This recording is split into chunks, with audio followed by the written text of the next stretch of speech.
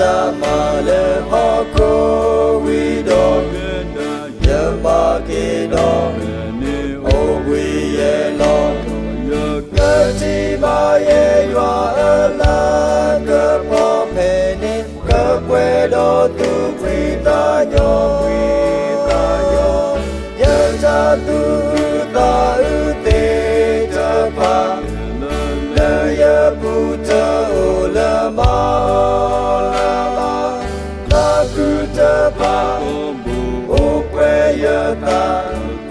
O yellow soul of the Hoko Inia made water me.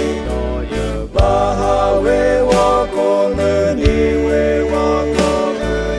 Yalayeta Pele Hoko Aka Tahami was a meba, was a meba. May your le ye go le ye que le go blue o sa que to ba we do o we ye da ta o we lo so lo kha pe ye ta ma le ho ko we we ye ba ki ye ba o we ye qua ba ye cơ sa yo me pe ne me la pue do cha ye cha tu ko ta go te cha pa le ye go te o le ma ta mu cha pa o we ye ta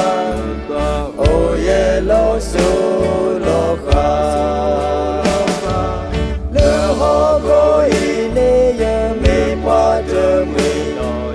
Bahawe wako muni we wako muni Yale ye ta pele hoko aka Ta ami kwa semema Niyo kato we da ta le ye go Le ye ke le koplo o Sa kato ba we do ye da ta o we lo so lo kha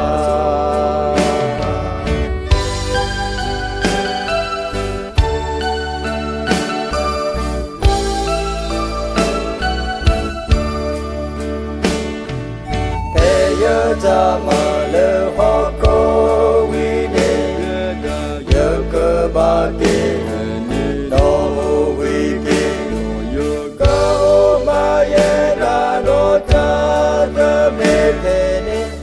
Puedo yo ya sobre ya